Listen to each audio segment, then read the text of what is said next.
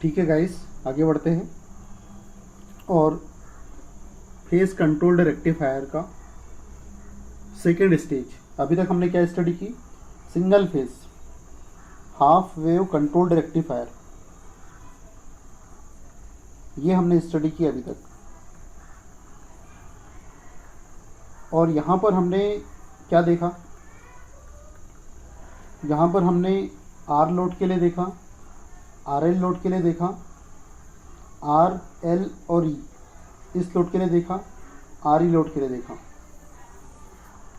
यहाँ पर हमें ओवरऑल कंक्लूजन क्या मिला कि जो एवरेज आउटपुट वोल्टेज है, ये बहुत इंपॉर्टेंट है हमें। एवरेज आउटपुट वोल्टेज अगर आर एल ई और आर ई इस प्रकार के लोड हो, ये तीनों, आर को छोड़ दो अभी, R L E R E, R load भी इंक्लूड है। अगर इन आर एल जहाँ इंडक्टर लोड लगा हुआ है, एल ई जहाँ इंडक्टर लोड है, वहाँ पे यदि फ्री व्हीलिंग डायोड कनेक्टेड है तो उस कंडीशन में जो एवरेज आउटपुट वोल्टेज है, देखो ये हो जाएगा Vm upon 2 1 plus cos alpha. Alpha यहाँ पर फायरिंग एंगल है, तो ये फार्मूला किसके किसके लिए वैलिड है? आर लोड के लिए, आर एल लोड के लिए, R load, R L load और आर एल ई लोड। लेकिन ये फार्मूला कब वैलिड है इनमें? जब with free wheeling diode, with free wheeling diode, वैसे वैलिड नहीं, विथ फ्री व्हीलिंग डायोड। बिना फ्री व्हीलिंग डायोड के लिए फार्मूला वैलिड नहीं है। आर और आर ई लोड के लिए तो बिना फ्री व्हीलिंग डायोड के लिए भी वैलिड है, ठीक है। लेकिन आर एल और आर एल ई लोड इनके लिए कब वैलिड होगा? With free wheeling diode. Numerical में एक मिस्टेक हो गई मेरे साथ प्रीवियस, वो उसको एडिट कर लूँगा मैं, ठीक है। तो ये हमने अभी तक स्टडी की। अब हम स्टडी करने वाले हैं एक चीज़ और, एक बात और हमने देखी थी। आर ई लोड और आर एल ई लोड में जो एवरेज करंट का फार्मूला निकल के आया था, ये आया था 1/2πr integration θ1 to pi minus θ1। ये Vm sine theta supply voltage है, ये माइनस ई, ये अपॉन नहीं है, सिर्फ ये जो पूरी टर्म है Vs साइन थीटा, ये सप्लाई वोल्टेज है, ये बताना चाह रहा हूँ। तो ये हमने अभी तक स्टडी की, ठीक है। ये हमारा थोड़ा सा कंक्लूजन पॉइंट हो गया, ठीक है। बाकी चीज़ें हम वैसे ही निकाल लेंगे एनालिसिस करके। तो अब हम आगे बढ़ते हैं। आज हमारा जो टॉपिक है आज का, वो है सिंगल फेस, हाफ वेव नहीं फुल वेव, ये हमारा टॉपिक है आज का। अभी तक हम हाफ वेव की स्टडी कर रहे थे, तो अब जब हमने हाफ वेव की स्टडी कर ली है तो अब हमारे लिए बहुत इजी हो गया है सब कुछ। Single phase full wave controlled rectifier, controlled rectifier with without free wheeling diode. अभी फ्री व्हीलिंग डायोड कनेक्ट नहीं कर रहा हूँ, चलो दोनों देख लेंगे यार, फ्री व्हीलिंग डायोड के साथ भी और बिना फ्री व्हीलिंग डायोड के साथ भी एक साथ देख लिया जाएगा दोनों को। चलो करते हैं। सबसे पहले शुरुआत हर बार की तरह आर लोड से ही करते हैं। कुछ इस प्रकार का सर्किट अरेंजमेंट होता है फुल वेव के लिए। ये थायरिस्टर लगे रहेंगे, ये सब थायरिस्टर है।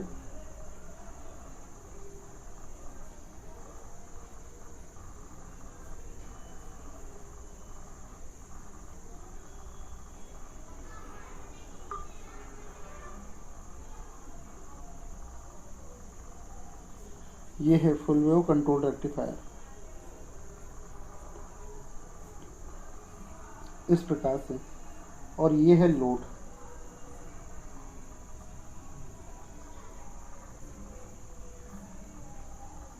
ये है लोड, ठीक है। अब लोड जो है मैं आर लोड कंसिडर कर रहा हूँ स्टार्टिंग में, तो आर लोड रेजिस्टिव लोड। और फिर वेव फॉर्म, इसको नाम दे रहा हूँ T1, इसको नाम दे रहा हूँ T2, इसको नाम दे रहा हूँ T3, इसको नाम दे रहा हूँ T4। ठीक, ये है supply voltage Vs equal to Vm sine theta, ये है सप्लाई वोल्टेज।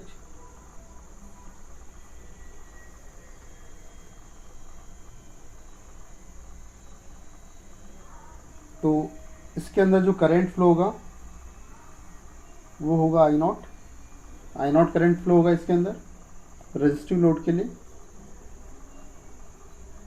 तो करते हैं आगे, आउटपुट वोल्टेज की वेवफॉर्म ड्रॉ करेंगे बच्चों।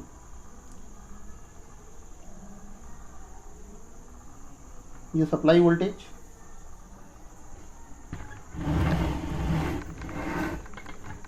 ये सप्लाई वोल्टेज है,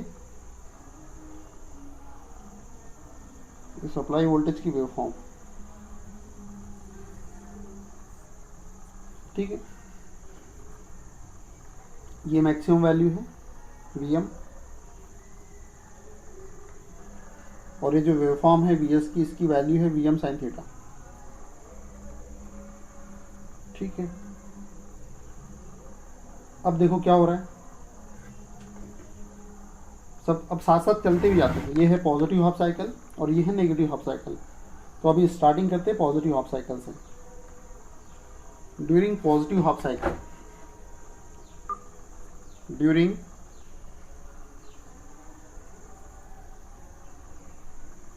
पॉजिटिव हाफ साइकिल,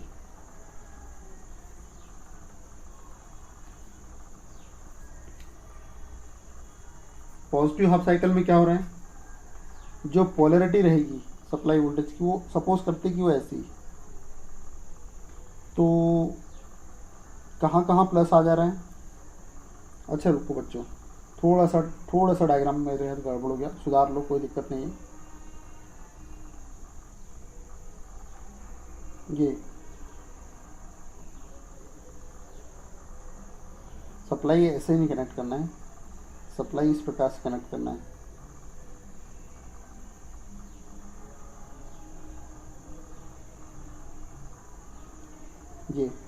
ये सप्लाई का जो एक टर्मिनल है वो यहाँ से कनेक्ट करना है, और सप्लाई का जो दूसरा टर्मिनल है वो यहाँ से कनेक्ट करना है। मेरे यहाँ थोड़ी सी गड़बड़ होगी बच्चों, कोई बात नहीं, समय रहते सुधार ली, अच्छा हुआ। तो पॉजिटिव हाफ साइकिल में यहाँ प्लस रहेगा, यहाँ माइनस रहेगा, तो ये प्लस यहाँ पर आ गया, और ये जो माइनस है वो यहाँ चला गया। तो उस कंडीशन में क्या होगा, उस कंडीशन में जो T1 है, थायरिस्टर T1, SCR जो T1 है वो मेरा फॉरवर्ड वाइस में चला जाएगा, क्योंकि इस साइड का P रहता है और इस साइड का एनोड रहता है, इस साइड का कैथोड रहता है। ये PN वाला नहीं, इसमें तो 4 लेयर वाली डिवाइस होती है, इसलिए इस साइड एनोड होता है, इस साइड कैथोड होता है। एनोड जब पॉजिटिव होता है इस तरफ एनोड रहता है, इस तरफ कैथोड रहता है। जब एनोड पॉजिटिव होता है तो ये फॉरवर्ड वाइस में चला जाता है, मतलब T1 फॉरवर्ड वाइस में। और यहाँ पर क्या हो रहा है, थायरिस्टर T2 का जो कैथोड है वो नेगेटिव है। तो जब एनोड पॉजिटिव होता है, कैथोड नेगेटिव होता है, तो फॉरवर्ड वाइस में। तो ड्यूरिंग पॉजिटिव हाफ साइकिल क्या हो रहा है, thyristor T1 and T2 both in forward bias, ये फॉरवर्ड वाइस रहेगा।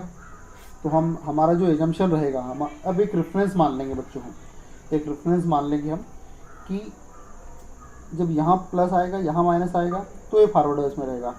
यहाँ प्लस रहेगा, यहाँ माइनस रहेगा, तो ये फॉरवर्ड वाइस में रहेगा। यहाँ प्लस रहेगा, यहाँ माइनस रहेगा, तो फॉरवर्ड वाइस में रहेगा। यहाँ प्लस, यहाँ माइनस रहेगा, तो फॉरवर्ड वाइस में रहेगा। तो अगर अपोजिट पोलरिटी आ गई तो हम समझ जाएंगे कि उसमें नेगेटिव वोल्टेज आया। अगर यहाँ प्लस की जगह माइनस आ गया, थोड़ा सा डायग्राम बड़ा कर देता हूँ बच्चों, इस पोलरिटी के विपरीत अगर पोलरिटी आ गई तो हम बोलेंगे कि इस थायरिस्टर पर नेगेटिव वोल्टेज आ गया। अगर ऐसे ही जो पोलरिटी मैंने यहाँ पे शो की है, ऐसी पोलरिटी आ गई तो वो तो फॉरवर्ड वाइस में आ जाएगा, तो वो पॉजिटिव वोल्टेज कहलाएगा। अगर अपोजिट पोलरिटी आई तो वो नेगेटिव वोल्टेज कहलाएगा। ठीक है बच्चों,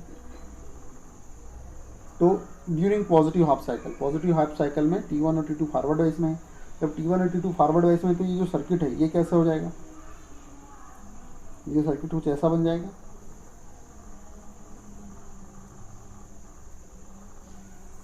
ये जो सर्किट है हमारा वो कुछ इस प्रकार से बन जाएगा। ये मैं देखो, ये मेरा शॉर्ट सर्किट हो जाएगा T1, और ये T2 भी मेरा शॉर्ट सर्किट हो जाएगा।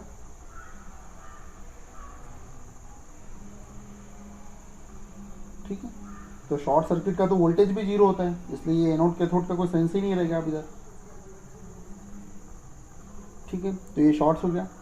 तो रेड पेन से कर रहा हूँ मैं, ये हो गया शॉर्ट, ये हो गया शॉर्ट, ये शॉर्ट सर्किट हो गया। तो अब करंट कैसा फ्लो होगा बच्चों, ये इस प्रकार से। यहाँ तो आएगा नहीं क्योंकि रिवर्स बाइस में है। इसके ऊपर ये दोनों फॉरवर्ड बाइस में रहेंगे, लेकिन ये जो T3 और T4 है ये कैसे रहे बच्चों, ये T3 और T4 कैसा है, ये रिवर्स बाइस में देखो। तो ये प्लस जब इसके कैथोड पे आ गया T4 के, यहाँ पे क्या हो रहा है, यहाँ पर एनोड पे नेगेटिव आ गया, इसलिए T3 T1 और T2 पॉजिटिव हाफ साइकिल में फॉरवर्ड बाइस में, T3 एंड T4 ये रिवर्स बाइस में। तो जब ये रिवर्स बाइस में है तो ये कैसे व्यवहार करेंगे, ये ओपन सर्किट की तरह व्यवहार करेंगे, ये ओपन सर्किट की तरह व्यवहार करेंगे। इसमें विपरीत वोल्टेज आ रहा है, तो ये ओपन सर्किट हो गया, ये ओपन सर्किट हो गया, यहाँ पर ये ओपन सर्किट हो गया। और ये अब देखो जो करंट प्लस पूरा क्लोज पाथ कंप्लीट हो रहा है कि नहीं हो रहा, देखते जरा। ये प्लस से निकला, ये प्लस से करंट निकला, ये, और ये पूरा का पूरा जो प्लस है सप्लाई वोल्टेज का जो प्लस टर्मिनल है वो लोड पे आ गया, और ये सप्लाई वोल्टेज का जो नेगेटिव टर्मिनल है देखो, ये नेगेटिव टर्मिनल लोड के दूसरे एंड पे आ गया, मतलब सप्लाई वोल्टेज पूरा का पूरा लोड पे आ गया। तो जब T1 और T2 फॉरवर्ड वाइस में रहेंगे, T3 और T4 रिवर्स वाइस में रहेंगे, तब जो लोड का जो वोल्टेज रहेगा उसको हम आउटपुट वोल्टेज को V0 से कंसिडर करें। तो जो V0 है इसकी वैल्यू सप्लाई वोल्टेज के बराबर हो जाएगी, लेकिन कब, जब T1 और T2 पॉजिटिव हाफ साइकिल में फॉरवर्ड वाइस में रहेंगे। लेकिन बच्चों एक कहानी और है, पॉजिटिव हाफ साइकिल में ये दोनों फॉरवर्ड वाइस में तो आ जाएंगे, लेकिन क्या फॉरवर्ड वाइस में आने के बाद भी क्या ये शॉर्ट सर्किट होंगे, क्या अपने अंदर से करंट का फ्लो करवाएंगे क्या, नहीं कराएंगे, नहीं कराएंगे। फॉरवर्ड वाइस में रहने के बाद भी ये करंट फ्लो नहीं कराएगा, क्योंकि हमें बहुत अच्छे से पता है कि जो SCR है इसकी प्रॉपर्टी होती है कि जब ये फॉरवर्ड वाइस में चला जाता है उसके बाद भी ये अपने अंदर से करंट का फ्लो नहीं होने देता है जब तक कि गेट सिग्नल नहीं देंगे। तो चलो दोनों थायरिस्टर T1 और T2 फॉरवर्ड वाइस में है, लेकिन इनको गेट सिग्नल भी तो दो। इनको गेट सिग्नल दिया मैंने 8 एंगल अल्फा पे, तो जब मैं गेट सिग्नल दूंगा अल्फा एंगल पर, तब Vout इक्वल टू VS होगा, तब जाके शॉर्ट सर्किट होगा। तो चलो ठीक है, आउटपुट वोल्टेज की वेवफॉर्म में ड्रॉ करता हूँ यहाँ पर, आउटपुट वोल्टेज की वेवफॉर्म। तो आउटपुट मुझे कब मिलेगा, सपोज करें कि मैं इस जगह पे, ये है मेरा फायरिंग एंगल अल्फा, इस जगह पे मैं गेट सिग्नल दे रहा हूँ, तो इसके बाद जो आउटपुट मुझे मिलेगा, अभी पॉजिटिव हाफ साइकिल की बात हो रही, तो आउटपुट किसके बराबर हो जाएगा, सप्लाई वोल्टेज के बराबर हो जाएगा।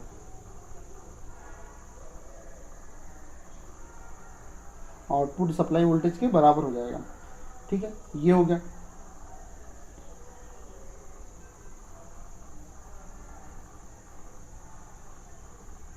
ठीक है, अब नेगेटिव हाफ साइकिल में तो, अब नेगेटिव हाफ साइकिल में देखते हैं, तो पॉजिटिव हाफ साइकिल की बात होगी बच्चों, ये तो पॉजिटिव हाफ साइकिल में ऐसा आउटपुट मुझे मिला। अब नेगेटिव हाफ साइकिल में देखते हैं, Vout इक्वल टू VS मिल रहा है।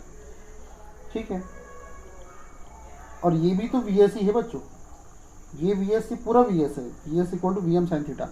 अब एक बार और देखते हैं जरा, देखो अब नेगेटिव हाफ साइकिल देखते हैं, नेगेटिव हाफ साइकिल में क्या होता है जरा देखते हैं। एक काम करते हैं, ये जो डायग्राम है इसको एक बार फिर से लाते हैं, ये वाला,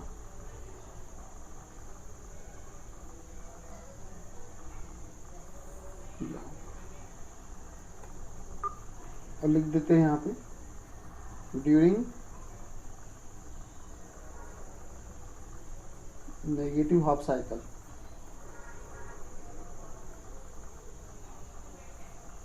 थोड़ा बड़ा करते हैं, वो ज़्यादा ही बड़ा हो गया। ठीक है, ड्यूरिंग नेगेटिव हाफ साइकिल देखते हैं क्या हो रहा है।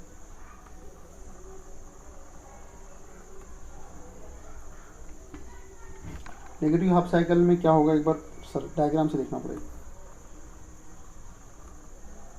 नेगेटिव हाफ साइकिल में पोलरिटी रिवर्स हो जाएगी, यहाँ माइनस आ जाएगा, यहाँ प्लस आ जाएगा, तो यहाँ माइनस आया तो यहाँ माइनस आ जाएगा, और यहाँ प्लस आ जाएगा।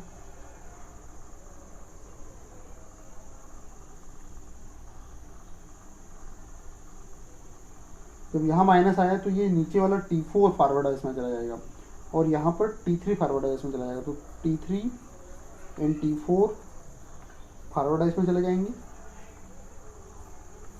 और T1 और T2 ये रिवर्स बाइस में चले जाएंगे नेगेटिव हाफ साइकिल में। लेकिन ये नेगेटिव हाफ साइकिल में भी कंडक्ट नहीं होगा। ये T3 T4 फॉरवर्ड बाइस में आने के बाद भी फॉरवर्ड बाइस नहीं होगा। लेकिन ये कब, मतलब फॉरवर्ड बाइस में तो आ जाएगा लेकिन कंडक्ट नहीं होगा जब तक ये गेट सिग्नल नहीं देंगे। तो चलो नीचे भी हम नेगेटिव हाफ साइकिल में पाई प्लस अल्फ़ा, ये पाई है, ये है 0, ये है पाई, ये है 2 पाई, ये है 3 पाई, ये है 4 पाई। तो ये नेगेटिव हाफ साइकिल में एक काम करते हैं, पाई प्लस अल्फ़ा पे गेट सिग्नल देते हैं। ये है अल्फ़ा इन पाई प्लस अल्फ़ा। यहाँ पर मैं गेट सिग्नल दे रहा हूँ पाई प्लस अल्फ़ा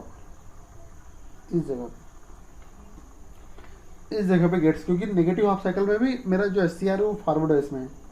चलो ठीक है, तो जब ये फॉरवर्ड है इसमें है तो अब देखो जरा कितना मिल रहा है। अब देखो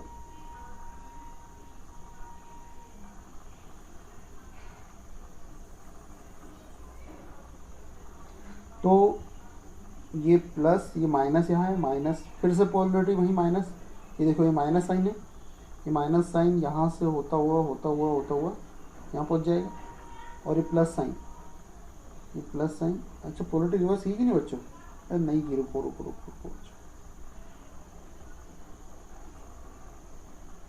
पोलरिटी रिवर्स नहीं की ना अपन ने। अच्छा वही वाला डायग्राम जो उठा के आया था। अरे ये तो पुराना डायग्राम, वही तो सोचो यार क्या लफड़े हो गए। हाँ इधर देखो, यहाँ माइनस है, यहाँ प्लस है। तो ये प्लस के कारण T3 और T4 फॉरवर्ड है इसमें, तो फॉरवर्ड है इसमें चले गए मतलब शॉर्ट सर्किट हो गया। ये T3 और ये T4 फॉरवर्ड है इसमें चले गए मतलब शॉर्ट सर्किट हो गए। ये शॉर्ट होंगे और ये दोनों ओपन सर्किट हो जाएंगे।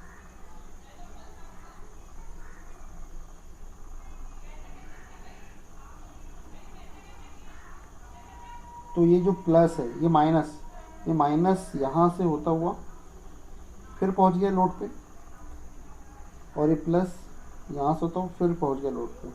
तो पहले भी प्लस यही था और पहले भी माइनस यही था, मतलब प्लस और माइनस की पोजीशन अभी भी चेंज नहीं हुई है। मतलब जो पोलरिटी हमें पहले ऊपर मिल रही थी वही हमें यहाँ देखो वोल्टेज की पोलरिटी रिवर्स हो गई है। लेकिन जो आउटपुट है सप्लाई वोल्टेज की पोलरिटी भले रिवर्स हो गई है। ये देखो सप्लाई वोल्टेज की पोलरिटी भले रिवर्स हो गई है, लेकिन जो हमारा आउटपुट वोल्टेज है वो अभी भी वैसे ही नेचर का मिल रहा है, ऊपर पॉजिटिव नेचर का। तो ये जो साइकिल है ऊपर पलट जाएगा। अभी भी मुझे जो आउटपुट मिलेगा वो पॉजिटिव ही मिलेगा, क्योंकि पोलरिटी चेंज नहीं हुई है। इसलिए भले मेरा सप्लाई वोल्टेज नकारात्मक हो गया है, तो अब यहाँ पे जो आउटपुट वोल्टेज मिल रहा है मुझे, वो कैसा मिल रहा है? आउटपुट वोल्टेज जो मुझे मिल रहा है वो माइनस ऑफ VS मिल रहा है, अपोजिट नेचर का मिल रहा है। देखो सप्लाई वोल्टेज को माइनस VS हो गया, तो ये पूरा का पूरा माइनस VS कहाँ मिल रहा है मुझे? आउटपुट पर मिल रहा है। आउटपुट वोल्टेज मुझे माइनस VS मिल रहा है। माइनस VS तो ये प्लस VS है, ये पूरा प्लस VS का पार्ट है, तो ये माइनस VS ऊपर चला गया, तो ये मुझे मिल रहा है। या फिर अगर यहाँ भी दिमाग नहीं चल रहा है तो सिंपल से याद रखो कि पहले भी प्लस माइनस इस लोड पे ऐसा था, और जो पहला फिगर बनाया था हमने, पहला जो फिगर अपना यहाँ बनाया था, यहाँ भी प्लस माइनस इधर ही है और यहाँ भी प्लस माइनस ऐसे ही है। इसलिए पोलरिटी ऊपर साइड भी दोनों केस में बनेगी। ठीक है, तो ये जो पोजीशन है ये अल्फ़ा की पोजीशन है, ये पाई की पोजीशन है, ये पाई प्लस अल्फ़ा की पोजीशन है, और ये 2 पाई की पोजीशन है। ये 2 पाई की पोजीशन है।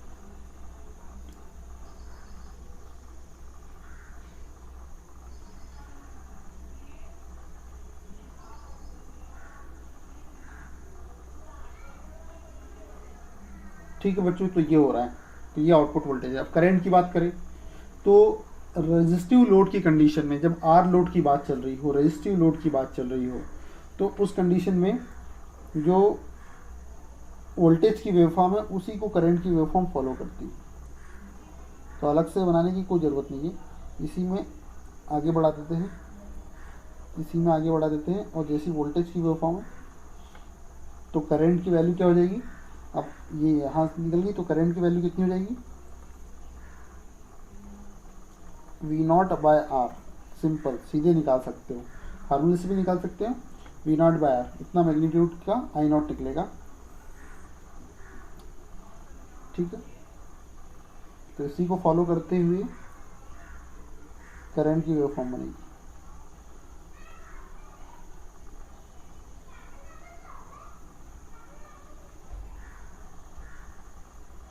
इसी को फॉलो करते हुए करंट की वेवफॉर्म बनेगी। ये आ गया करंट, ठीक है। तो ये आर लोड के लिए हमारे पास वैल्यू आ गई। अब यदि हम आर एल लोड की बात करें, यहाँ पर आर एल लोड हो, ये आर लोड को हटा दिया मैंने, और यहाँ पर यदि आर एल लोड हो तो क्या चेंजेस आएंगे। अब जब आर एल लोड है तो भाई जैसे ही सप्लाई बंद हो जाएगी, सप्लाई कहाँ बंद हो रही है, ये देखो कहाँ कहाँ रिवर्स बाइसिंग में है, तो यहाँ रिवर्स बाइसिंग में है। जब तक ये गेट सिग्नल नहीं देंगे तब तक ये सप्लाई मिल ही नहीं रही, मतलब हमारा इस इंडक्टर को, इस आर एल लोड पे कोई सप्लाई पहुँचना बंद हो जाएगा जब तक कि हम गेट सिग्नल नहीं देंगे। यहाँ पे क्या हो रहा है, नेगेटिव हाफ साइकिल में यहाँ पर भी पाई प्लस अल्फा तक हमने गेट सिग्नल नहीं दिया, तो यहाँ पर भी इंडक्टर को सप्लाई मिलना बंद हो जाएगा, ऑफ, इंडक्टर ऑफ रहेगा, इंडक्टर को कोई सप्लाई नहीं मिलेगी यहाँ भी। सिमिलरली यहाँ पर भी होगा, ये जब तक कि यहाँ gate signal 2 pi plus alpha पर हम गेट सिग्नल नहीं देंगे यहाँ पर, तब तक कि इतने जोन में हमारा जो डिवाइसेस है, हमारा जो स्विच है वो ऑफ कंडीशन में रहेगा, कोई करंट फ्लो नहीं होगा। और हमें बहुत अच्छे से पता है, हमने जब single phase half wave control rectifier की स्टडी की तो वहाँ पर हमने देखा कि जो इंडक्टर है जब इसको सप्लाई मिलना बंद हो जाती है तो ये इंडक्टर जो होता है यहाँ पर, ये जो आर एल लोड जो होता है,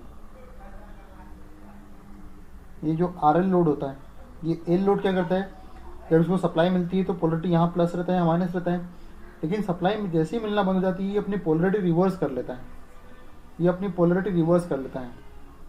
और कब तक के रिवर्स करके रखता है, जब तक कि अपनी एनर्जी को रिलीज ना कर दे कंप्लीट। सपोज करो यहाँ बीटा है तो यहाँ तक ये अपने एनर्जी को, ये नेगेटिव वोल्टेज, ये सपोज करो कि यहाँ पे ये बीटा हर एक साइकिल में ये 2 पाई प्लस बीटा, ये यहाँ पे जाके वो अपनी रिलीज कर रहा है, तो ये नेगेटिव स्पाइस, ये जो इंडक्टर का वोल्टेज है ये अपनी पोलरिटी रिवर्स कर ले रहा है, उसकी वजह से ये वोल्टेज अपेयर हो रहा है इस प्रकार से। अब ये जो बीटा है इसकी जो वैल्यू है ये डिपेंड करेगी इंडक्टर की वैल्यू कितनी है। ये बीटा की जो वैल्यू है ये बढ़ भी सकती है, बीटा की वैल्यू अगर पाई प्लस अल्फा के बराबर है तो वेवफॉर्म फिर ऐसी बनेगी, नेगेटिव स्पाइस इस प्रकार से रहेगी। बीटा की वैल्यू अगर और बढ़ गई तो यहाँ फिर आउटपुट हमें यहाँ से नहीं मिलेगा, फिर आउटपुट हमें यहाँ से मिलेगा इस प्रकार से।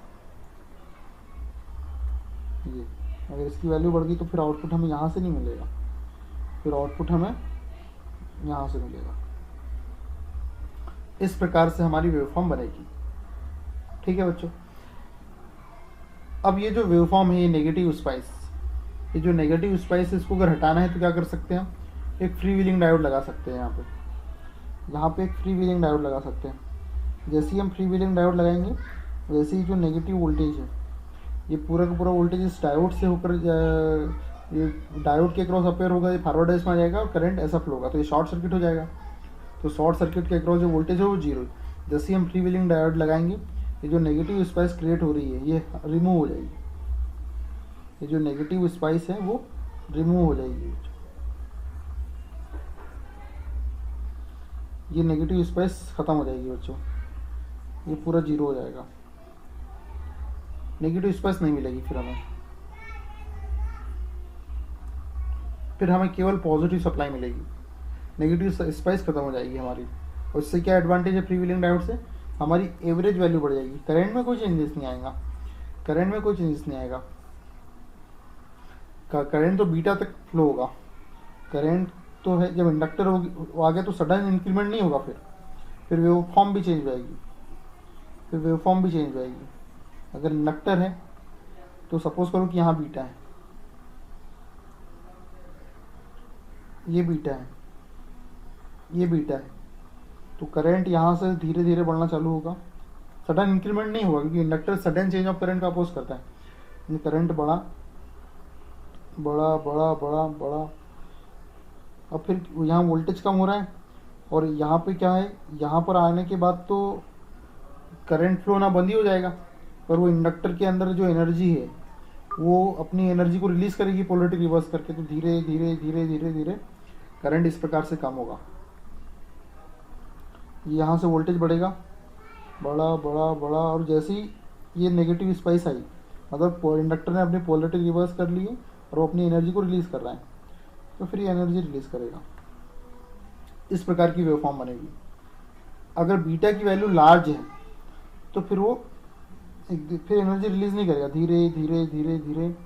बीटा की वैल्यू अगर यहाँ तक हो गई तो क्या होगा, फिर बीच में जो गैप पड़ रहा था वो नहीं पड़ेगा, फिर वोल्टेज भी नेगेटिव स्पेस यहाँ तक आ जाएगी, कंटिन्यूसली कंडक्शन होगा।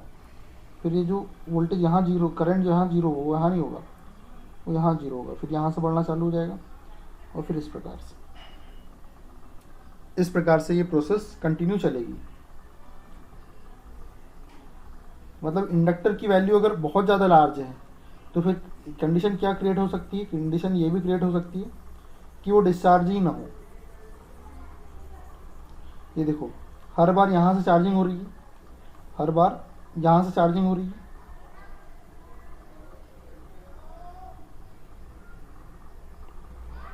और वो डिस्चार्ज ही नहीं होगा पूरा अगर इंडक्टर की वैल्यू बहुत ज़्यादा है तो, और फिर से चार्जिंग चालू हो जाएगी। वो डिस्चार्ज ही नहीं होगा, उससे पहले चार्जिंग चालू हो जाएगी। तो अगर बहुत ही ज़्यादा लार्ज वैल्यू है तो क्या एजम्पशन रहता है हमारा, अगर बहुत ही ज़्यादा लार्ज वैल्यू का इंडक्टर लगा दिया हमने तो जो लोड करंट हमें मिलेगा वो एकदम कांस्टेंट मैग्नीट्यूड का मिलेगा। ये load current of constant magnitude. देखो क्या हो रहा है, डिस्चार्ज होने से पहले चार्जिंग चालू हो गई। तो बहुत ज़्यादा वैल्यू का अगर इंडक्टर ले लिया तो मैंने फिर उसमें कंटिन्यू चलेगा वो, फिर ये हमारा एजम्पशन रहता है।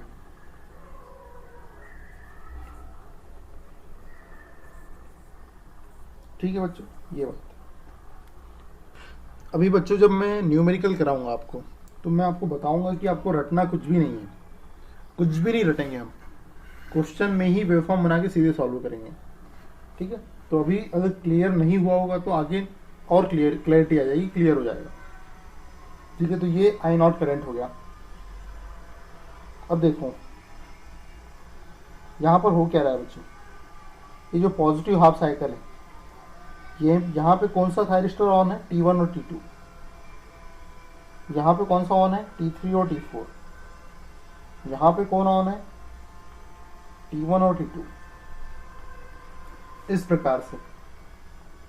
और ये नेगेटिव स्पाइस, ये जो नेगेटिव स्पाइस है यहाँ पर भी T1 और T2 ही कंडक्ट करेंगे। अगर फ्री व्हीलिंग डायोड लगा दिया तो इतने जोन में फ्री व्हीलिंग डायोड कंडक्ट करेगा, इतने जोन में जो नेगेटिव स्पाइस जहाँ पे है उतने जोन में फ्री व्हीलिंग डायोड कंडक्ट करेगा अगर आपने फ्री व्हीलिंग डायोड लगा दिया तो। ठीक है, तो ये बात है यहाँ पर। तो एक बार बच्चों मैं फिर से ये सब मिटा रहा हूँ, कचरा नहीं करना है, एक स्पेसिफिक डायग्राम बना के फिर उसको करते हैं। ठीक है, कचरा नहीं करना है। देखो जरा, अब मैं आपको फिर से बता रहा हूँ, अगर आपको समझ में नहीं आया होगा तो एक बार ध्यान से देखना है ना।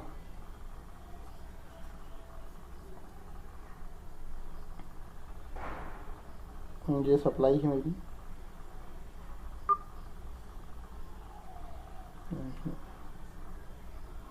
ये सप्लाई है मेरी, ये है थायरिस्टर, ये है थायरिस्टर, ये लोड है बच्चों। लोड अपन कंसिडर करते हैं RL लोड।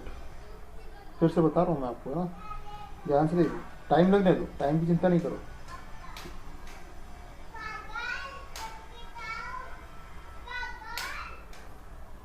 ठीक है, ये मेरा सप्लाई वोल्टेज है Vm sin थीटा। ये है थायरिस्टर T1, ये है थायरिस्टर T2, ये है थायरिस्टर T3, ये है थायरिस्टर T4।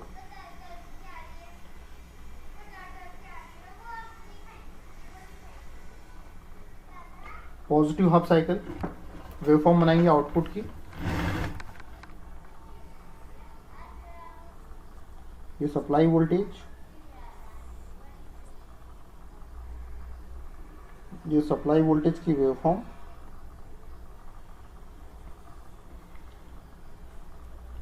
ठीक है।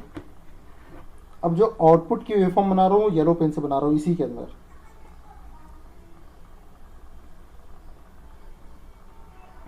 देखो ये पॉजिटिव हाफ साइकिल, यहाँ प्लस यहाँ माइनस, इसके लिए एक डायग्राम हम अलग से निकाल लेते हैं जो कि नेगेटिव हाफ साइकिल को समझाएगा, ठीक है। कचरा नहीं होगा यार उसमें, ये मैंने अलग निकाल के रख लिया, ठीक है। बाकी करते हैं, अब इसके ऊपर काम करते हैं। पॉजिटिव हाफ साइकिल में क्या हो रहा है, यहाँ प्लस आ जाएगा, यहाँ माइनस आ जाएगा। तो जब यहाँ प्लस आएगा और यहाँ पे माइनस आएगा, तो आप तो फैमिलियर होंगे कि SCR में जो ये वाला जो एंड होता है ये एनोड कहलाता है और ये वाला जो एंड है वो कैथोड कहलाता है। तो जब एनोड पॉजिटिव रहता है, कैथोड नेगेटिव रहता है, तो ये फॉरवर्ड बायस में आता है, अदरवाइज रिवर्स बायस में चला जाता है। और जो SCR होता है ये फॉरवर्ड बायस में ही कंडक्शन करता है, लेकिन फॉरवर्ड बायस में भी तब कंडक्शन करता है जब हम गेट सिग्नल देते हैं। जब हम गेट सिग्नल देते हैं तभी कंडक्ट करता है, और रिवर्स बायस में तो कंडक्शन करता ही नहीं है। रिवर्स बायस में नॉट कंडक्ट, ठीक है, ये हमें पता है। तो पॉजिटिव हाफ साइकिल में कौन कौन फॉरवर्ड बायस में है ये देखो। ये T1 का जो एनोड है वो पॉजिटिव से है और T2 का जो कैथोड है वो नेगेटिव से है, इसलिए T1 और T2 फॉरवर्ड बायस में है। यहाँ पे इस जोन में T1 और T2 दोनों ऑपरेट होंगे, ठीक है। और इस जोन में बाकी T3 और T4 रिवर्स बायस में, और यहाँ पे T3 और T4 फॉरवर्ड बायस में आ जाएंगे, ठीक है। लेकिन T1 T2 फॉरवर्ड बायस में तो आ जाएंगे, लेकिन फिर भी कंडक्ट नहीं करेंगे। क्यों नहीं करेंगे कंडक्ट? क्योंकि गेट सिग्नल नहीं दिया अभी हमने। तो चलो गेट सिग्नल दे देते हैं। सपोज करते हैं कि इस एंगल अल्फा पे मैंने गेट सिग्नल दिया। तो चलो गेट सिग्नल को मैं दिया, जैसे ही मैंने गेट सिग्नल दिया तो मेरा T1 T2 ऑन हो गया। तो देखो क्या हो रहा है, T1 मेरा किस में चला जाएगा, फॉरवर्ड बायस में, T2 फॉरवर्ड बायस में, मतलब ये शॉर्ट सर्किट की तरह बिहेव करेंगे। ये फॉरवर्ड बायस की तरह बिहेव करेगा T1, और ये T2 भी फॉरवर्ड बायस की तरह काम करेगा। तो इनको शॉर्ट कर दो, इनको शॉर्ट कर दिया, और ये बचे वाले दोनों को ओपन कर दो, ठीक है। तो ये प्लस जो है वो यहाँ से होता हुआ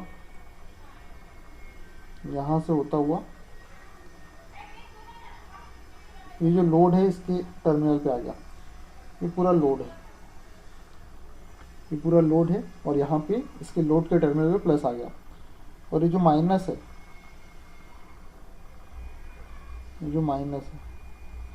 वो लोड के इस टर्मिनल पे आ गया। जो माइनस है ये लोड के इस टर्मिनल पे आ गया, ठीक है। तो ये जो आउटपुट वोल्टेज है वो किसके बराबर हो गया, सप्लाई वोल्टेज के बराबर हो गया, ठीक है। आउटपुट वोल्टेज सप्लाई वोल्टेज के बराबर, गेट सिग्नल के बाद, ठीक है। मतलब ये पूरा का पूरा सप्लाई वोल्टेज ही आउटपुट में मिलेगा गेट सिग्नल देने के बाद में। पॉजिटिव साइकिल की ये कहानी है, ठीक है। अब नेगेटिव साइकिल में क्या होने वाला है,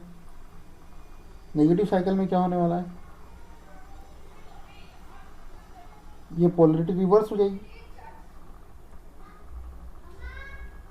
पहले यहाँ प्लस था, अब नीचे साइड प्लस आ जाएगा, यहाँ माइनस आ जाएगा। तो प्लस यहाँ आ गया, माइनस यहाँ आ गया। तो माइनस साइन इस कैथोड से कनेक्टेड है, इसलिए T4 मेरा फॉरवर्ड बायस में आ जाएगा, और यहाँ पे T3 का जो एनोड है वो पॉजिटिव से कनेक्टेड है, इसलिए ये मेरा फॉरवर्ड बायस में आ जाएगा, ठीक है। तो यहाँ पर नेगेटिव हाफ साइकिल में T3 एंड T4 ये दोनों फॉरवर्ड बायस में चले जाएंगे, और T1 और T2 रिवर्स बायस में चले जाएंगे, ठीक है। तो T1 T3 और T4 फॉरवर्ड है इसमें, तो ये हो जाएंगे शॉर्ट,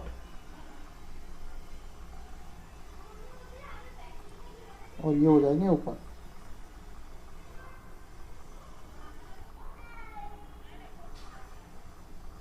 तो ये हो गए शॉर्ट, तो ये प्लस, फिर प्लस यहाँ से होता हुआ यहाँ लोड पे पहुँच जाएगा, और ये माइनस यहाँ से होता हुआ फिर लोड पे पहुँच जाएगा। तो अभी जो ये क्या हो गया, माइनस वी एस हो गया। तो वी आउट इक्वल टू क्या मिल रहा है मुझे, माइनस वी एस।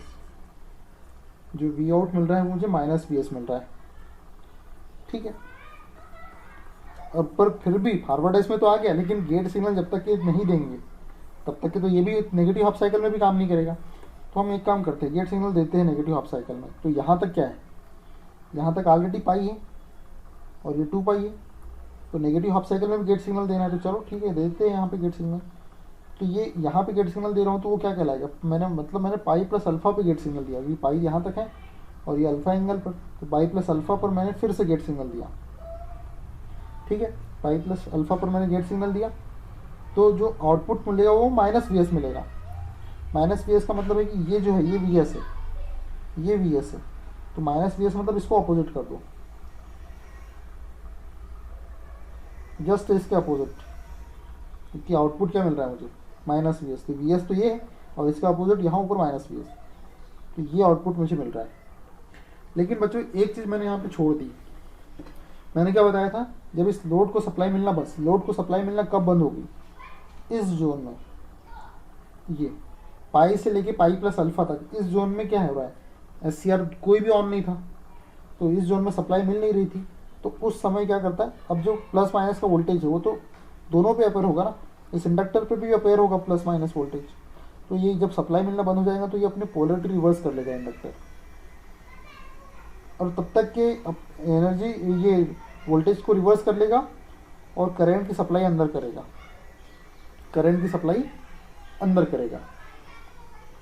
और कब तक ये करेगा, जब तक कि इस इंडक्टर की एनर्जी खत्म ना हो जाए। तो ये पोलरिटी रिवर्स करता है, तो ये जो वोल्टेज है ये नेगेटिव वोल्टेज, ये, और ये तब तक मान लेते हैं कि बीटा पे उसकी एनर्जी रिलीज हो रही कंप्लीट, यहाँ पे बीटा है। एक काम करते हैं, इसको पाई को अलग कर देते हैं, ये पाई है, और ये जो है ये है बीटा, ये है बीटा, ये है बीटा। यहाँ पे एनर्जी कम्प्लीटली रिलीज हो रही है, और उसी प्रकार से यहाँ भी, यहाँ ये है बीटा, इस बीटा पे एनर्जी कम्प्लीटली रिलीज हो रही है। तो यहाँ तक वो नेगेटिव वोल्टेज भी शो करेगा, ये नेगेटिव वोल्टेज को शो करेगा, ये नेगेटिव वोल्टेज को शो करेगा। तो ये इंडक्टर की प्रेजेंस के कारण ऐसा होता है। अब हम करंट की वेवफॉर्म ड्रॉ करेंगे, मैं ग्रीन पेन का यूज़ कर रहा हूँ करंट की वेवफॉर्म ड्रॉ करने। करंट कैसा फ्लो होगा, अब देखो ये वोल्टेज पॉजिटिव वोल्टेज है, तो करंट क्या होगा, धीरे धीरे बढ़ते जाएगा, धीरे धीरे वोल्टेज बढ़ते जाएगा, ठीक है। अब लेकिन अब यहाँ पर क्या हो रहा है, सप्लाई मिलना बंद होगी, सप्लाई मिलना बंद होगी। अब ये करंट ऐसा क्यों बनाया मैंने, क्योंकि करंट सडन चेंज का अपोज करता है, इसलिए मैं ऐसी वेवफॉर्म नहीं बना सकता, ऐसी वेवफॉर्म नहीं बना सकता मैं, क्योंकि इंडक्टर करंट में अचानक परिवर्तन का विरोध करता है, इसलिए करंट धीरे धीरे बढ़ेगा। इसको और धीरे बढ़ाते हैं यार, और धीरे, करंट धीरे धीरे बढ़ेगा, करंट धीरे धीरे बढ़ेगा क्योंकि वोल्टेज पॉजिटिव है। लेकिन जैसे ही यहाँ पर पाई पे पहुँचेंगे क्या होगा, वोल्टेज नेगेटिव हो गया, इंडक्टर अपनी एनर्जी रिलीज करने लग गया, तो करंट धीरे धीरे कम होगा।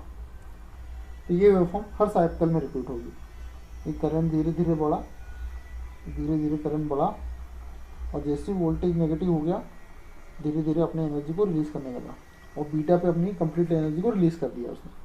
अब ये जो बीटा है, ये जो बीटा मैं बना रहा हूँ, ये जो बीटा मैं मिटा रहा हूँ इसको, ये जो बीटा है ये वाला, ये बीटा है, इसकी वैल्यू आगे पीछे भी हो सकती है।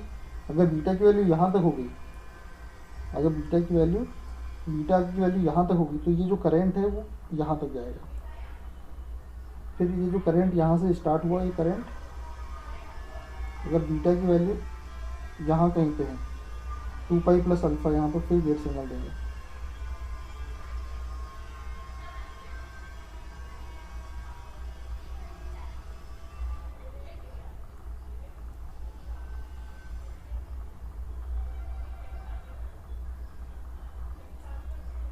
तो ये बीटा तक, अगर बीटा की वैल्यू यहाँ हुई 2 पाई प्लस बीटा तक, तो वो करंट यहाँ तक जाएगा, तो करंट यहाँ तक जाएगा। और अगर इंडक्टर की वैल्यू बहुत लार्ज होगी, अगर इंडक्टर की वैल्यू बहुत लार्ज होगी, उसके लिए मैं ये स्पेशलाइज कर रहा हूँ, इंडक्टर की वैल्यू बहुत लार्ज होगी तो वो करंट जीरो भी नहीं होने देगा, वो करंट कम होगा ही नहीं, वो पूरी तरीके से डिस्चार्ज होगा ही नहीं, और फिर चार्जिंग बढ़ जाएगी इस प्रकार से।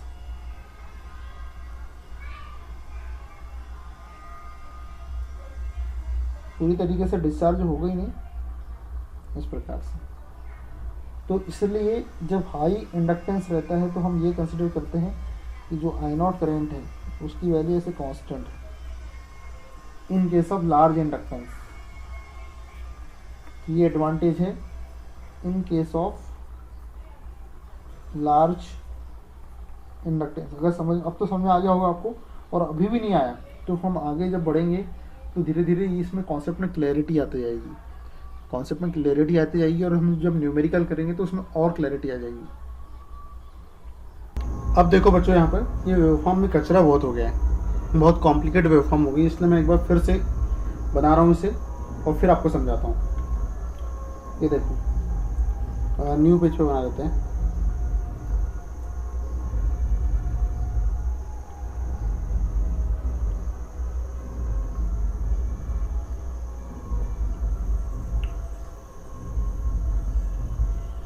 कुछ और भी जो टर्म है मैं बताना चाहता हूँ आपको। देखो,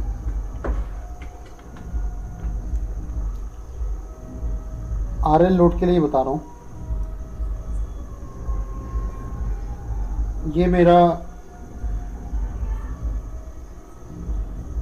फुल वेव कंट्रोल्ड रेक्टिफायर है।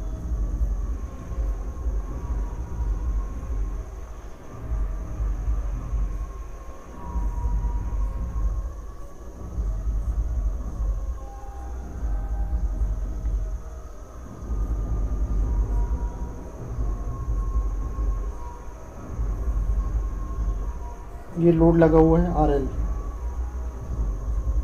कोई भी लोड हो, डरने की जरूरत नहीं, कर लेंगे। ये सप्लाई है,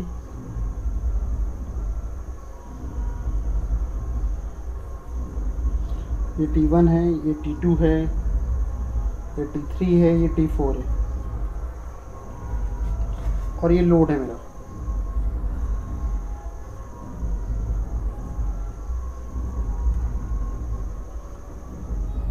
ये मेरी वेवफॉर्म है, ये सप्लाई वेवफॉर्म।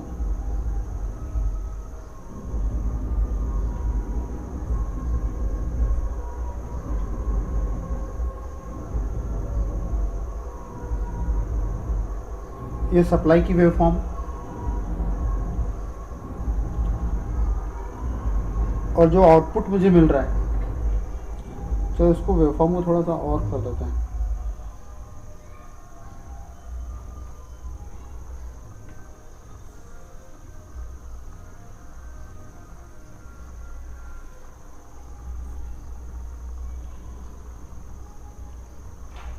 ये फायरिंग एंगल अल्फ़ा पर मैं फायर कर रहा हूँ, और फिर मैं नेगेटिव हाफ साइकिल के लिए पाई प्लस अल्फ़ा पे फायर कर रहा हूँ, फिर पॉजिटिव हाफ साइकिल के लिए 2 पाई प्लस अल्फ़ा पे फायर कर रहा हूँ,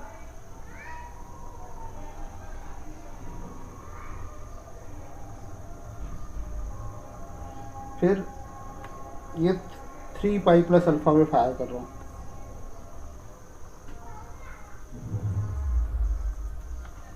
तो जो आउटपुट मिल रहा है वो इस प्रकार से मिल रहा है।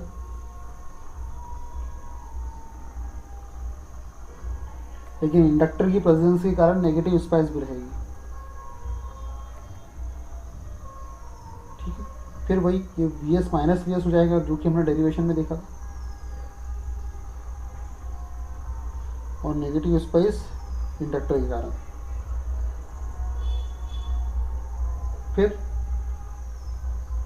फिर जो आउटपुट मिलेगा वो फिर मिलेगा मुझे यहाँ से 2 पाई प्लस अल्फा से, और नेगेटिव स्पाइस मेरी यहाँ तक रहेगी, ये नेगेटिव पोर्शन।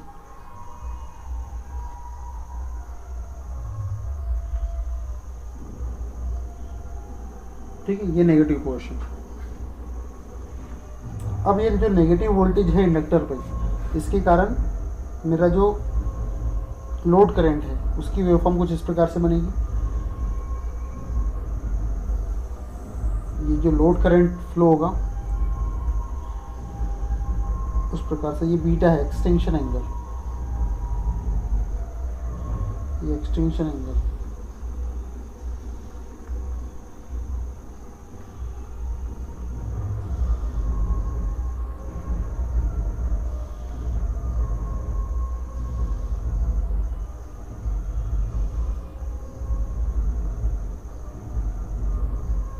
ये अल्फा है, ये पाई है, ये बीटा है, ये पाई प्लस अल्फा है, ये मेरा 2 पाई, ये 2 पाई है, ये 2 पाई प्लस बीटा है, ये 2 पाई प्लस अल्फा है। तो जो आउटपुट में करंट जो फ्लो होगा, जो करंट फ्लो होगा वो कैसा फ्लो होगा, यहाँ से बढ़ेगा धीरे धीरे धीरे धीरे धीरे धीरे, और जहाँ नेगेटिव स्पाइस आई वहाँ पे इस प्रकार से बन जाएगा। फिर वही करंट धीरे धीरे धीरे धीरे धीरे धीरे बढ़ेगा, और जहाँ पे नेगेटिव स्पाइस आई वहाँ पे 0 हो जाएगा। फिर वही करंट धीरे धीरे बढ़ेगा बढ़ेगा बढ़ेगा बढ़ेगा बढ़ेगा, और जहाँ पे नेगेटिव स्पाइस आई वहाँ पे धीरे धीरे धीरे धीरे करंट 0 हो जाएगा। ठीक है, तो ये प्रोसेस यहाँ पर हो रही है। तो यहाँ पर जो पॉजिटिव हाफ साइकिल के लिए T1 T2 कंडक्ट कर रहा था, नेगेटिव हाफ साइकिल के लिए T3 T4 कंडक्ट कर रहा था, फिर T1 T2, और ये वही आउटपुट मिलेगा यहाँ से।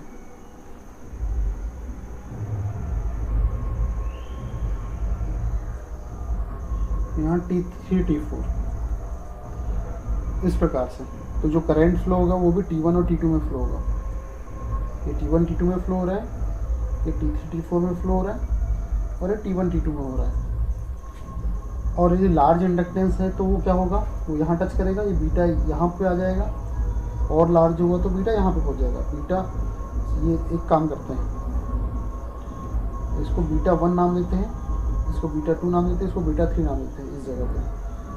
तो बीटा 1 ये नीले पेन से, बीटा 2 पे जो करंट आएगा वो करंट ऐसा जाएगा, बीटा 3 पे जो करंट आएगा वो ऐसा यहाँ आके 0 पे, ये फिर चालू हो जाएगा। बीटा 3 के लिए ये रेड पेन, ठीक है। फिर यहाँ भी वही होगा, यही नीला पेन, फिर हरा पेन से बीटा 2 और बीटा 3, ये 2 pi plus beta 1, beta 2, 2 pi plus beta 2 और 2 पाई प्लस बीटा 3 यहाँ इस प्रकार। लेकिन बहुत ज़्यादा लार्ज हो, देखो बच्चों इधर भी कुछ ना कुछ था, इधर भी कुछ ना कुछ था charging current, steady state consider करें तो, ठीक है। तो प्रैक्टिकली देखा जाए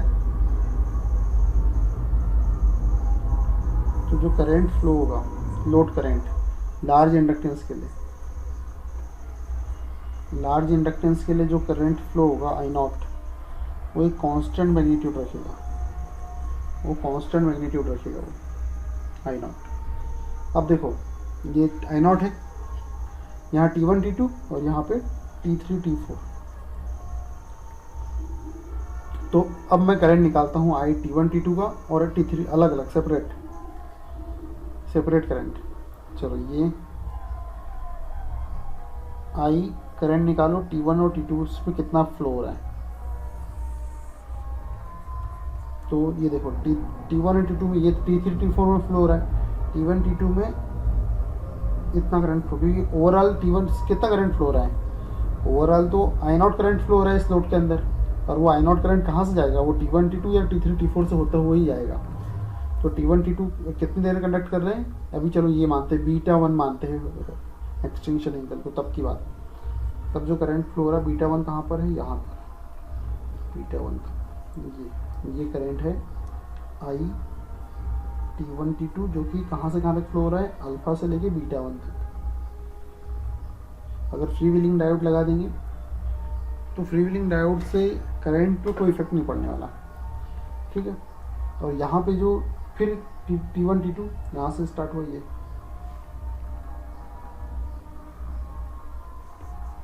फिर वो यहाँ पर आई T1 T2, तो ये हो गया। और उसी प्रकार से T3 T4, तो जहाँ T1 T2 कंडक्ट नहीं कर रहा वहाँ T3 T4 कंडक्ट करेगा, उसको कुछ भी करने की ज़रूरत नहीं है। चाहे तो देख के भी कर सकते हैं या बिना देखे भी कर सकते हैं। ये देखो इतने पोर्शन में T1 T2 है तो मतलब डेफिनेटली यहाँ T1 T3 होगा, सॉरी T3 T4 होगा। ये ज़्यादा मैग्नीट्यूड बना दिया। ये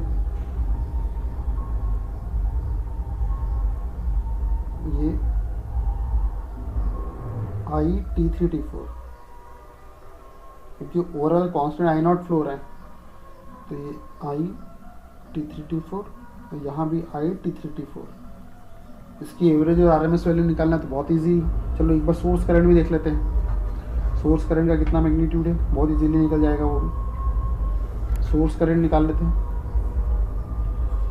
देखो सोर्स में कितना करंट, सोर्स में भी तो ये यहाँ से तो जब T1 T2 ऑन है तो यहाँ से आई नॉट ही करंट फ्लो हो रहा होगा इसके अंदर, ये आई नॉट इसके अंदर, ये तभी तो load base I not flow रहा है। तो T1 T2 करंट तो सोर्स करंट किसके बराबर है, पॉजिटिव हाफ साइकिल में सोर्स करंट किसके बराबर है, आई नॉट के बराबर है। और नेगेटिव हाफ साइकिल में पोलरिटी रिवर्स हो जाएगी, इधर प्लस आ जाएगा यहाँ माइनस आ जाएगा, तो करंट कैसा फ्लो होगा, ये प्लस ये विपरीत दिशा में, सोर्स करंट की विपरीत दिशा में फ्लो होगा, ये इधर से ऐसा। चलो मैं येलो पेन का यूज़ करता हूँ। ये फॉरवर्ड इसमें चला जाएगा, ये ऐसा ऐसा ऐसा ऐसा ऐसा ऐसा ऐसा ऐसा ऐसा ऐसा, तो I S equal to minus I naught, ठीक है। तो जब T1 T2 ऑन है तो plus I naught source current की वेवफॉर्म यहाँ ऊपर बना रहा हूँ, जो जगह नहीं है नीचे। जब T1 T2 ऑन है तो plus I not, T3 T4 on है तो माइनस आई नॉट, फिर minus I not,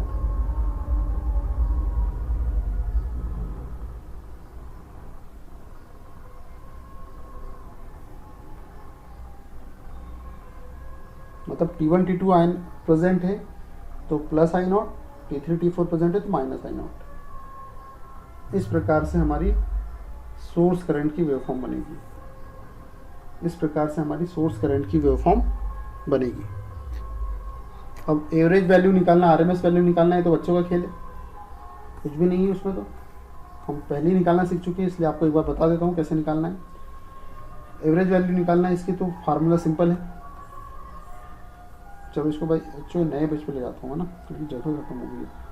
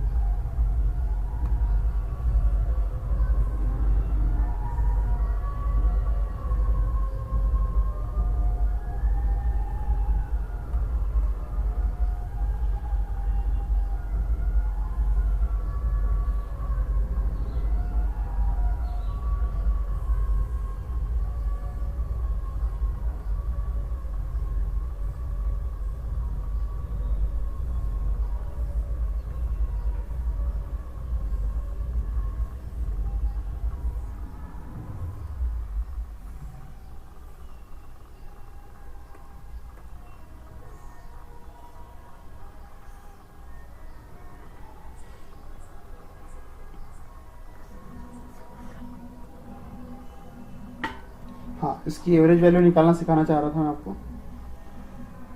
I T one T two की average value, area under the curve कितना है एरिया, इसका magnitude I not.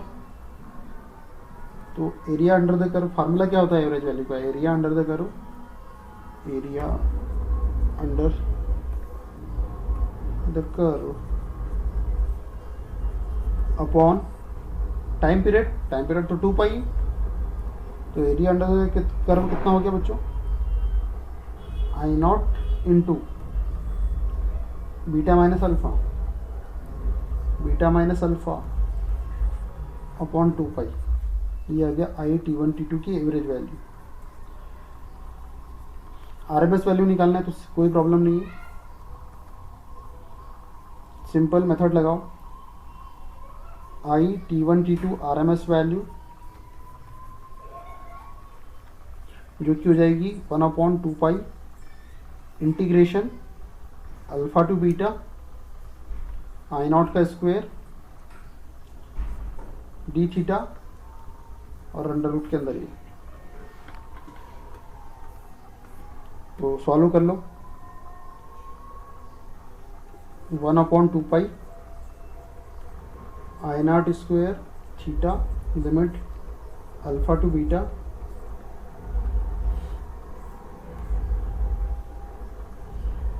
Under root 1/2 pi I naught square beta minus alpha, I naught बाहर आ जाएगा। तो under root के अंदर क्या बचा, बीटा माइनस अल्फा अपॉन 2 पाई।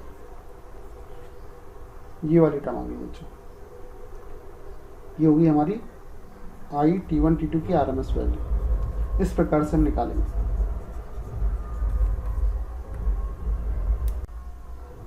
इसमें सबसे इम्पोर्टेंट टर्म की वैल्यू अभी निकालना मैं भूल गया हूँ, जो कि निकालते हैं।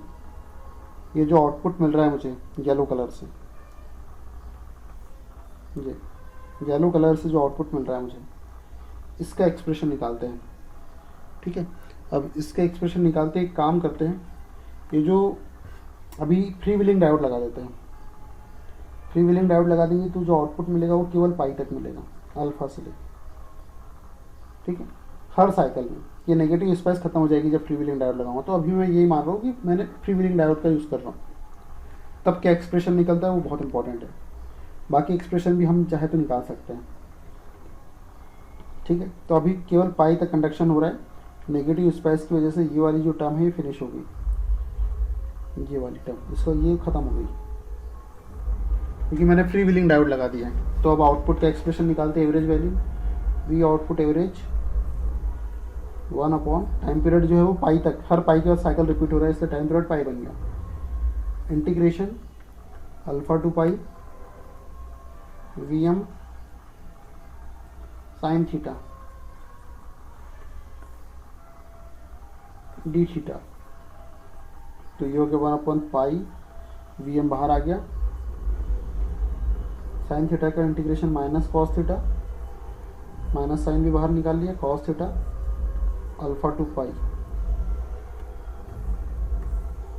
तो वैल्यू होगी माइनस VM बाय पाई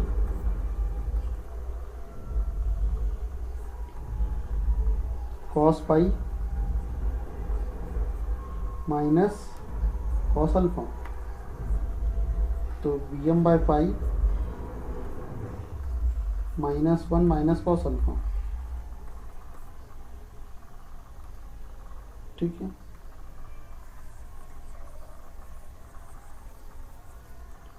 तो जो output average in case of free wheeling diode ये अंदर मल्टीप्लाई कर देंगे तो ये VM by pi 1 plus cos alpha in case of free wheeling diode. और फ्री व्हीलिंग डायोड नहीं लगाएंगे तो आउटपुट कहाँ तक मिल रहा है, बीटा तक मिल रहा है। तो कुछ नहीं करना है, अल्फा टू पाई की जगह यहाँ लिमिट जो आ जाएगी वो अल्फा टू बीटा आ जाएगी।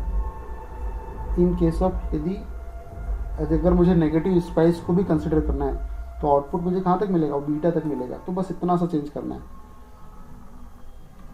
बच्चों। मैं मिटा रहा हूँ इसलिए आपको मेरी लेक्चर देख देख के नोट्स भी बनाना है, ये तो फिर मतलब नहीं निकलेगा कुछ भी।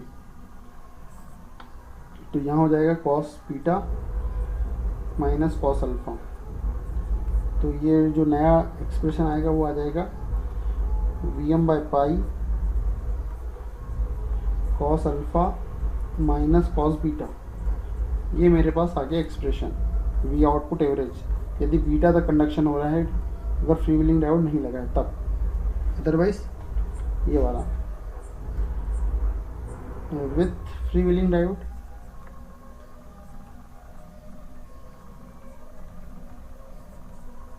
फॉर RL लोड, और ये without free wheeling diode for RL load, without free wheeling diode,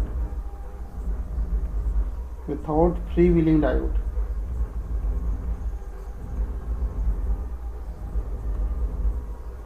for RL load. अब एक बात और देखो बच्चों, एक बात और देखो, यदि कंटिन्यूअस कंडक्शन हो रहा है, कंटिन्यूअस कंडक्शन हो रहा है और बीच में कुछ भी गैप नहीं है, बीटा की वैल्यू पाई प्लस अल्फा के बराबर है, तब मुझे कितना आउटपुट मिलेगा, वो एक्सप्रेशन भी बहुत इंपॉर्टेंट है। ये देखो क्या हो रहा है यहाँ पर, इधर डायग्राम में जाते हैं,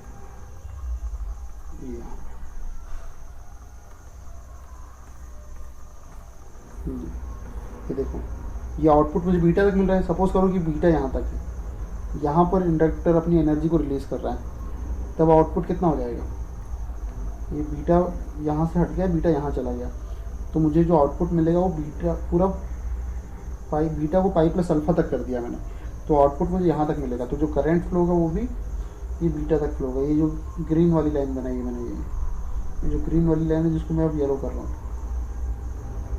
ठीक है। तो अब आउटपुट यहाँ तक मिलेगा, तब कितना एवरेज आउटपुट वोल्टेज है वो देखो, कुछ नहीं बस वैल्यूज तो पुट करना है फार्मूले में। ये देखो, इसको मिटा रहा हूँ मैं, वी आउटपुट एवरेज, फार्मूला वही 1/, टाइम पीरियड कितना है, पाई का ही रखेंगे क्योंकि हर पाई के बाद ये रिपीट हो रहा है, लिमिट अल्फा से पाई प्लस अल्फा तक, Vm sin theta d theta, solve करो, Vm बाहर आ जाएगा, Vm/पाई साइन थीटा का minus cos theta, limit put कर दो अल्फा से लेके पाई प्लस अल्फा, तो ये हो जाएगी। और सिंप्लीफाई करते हैं इसे,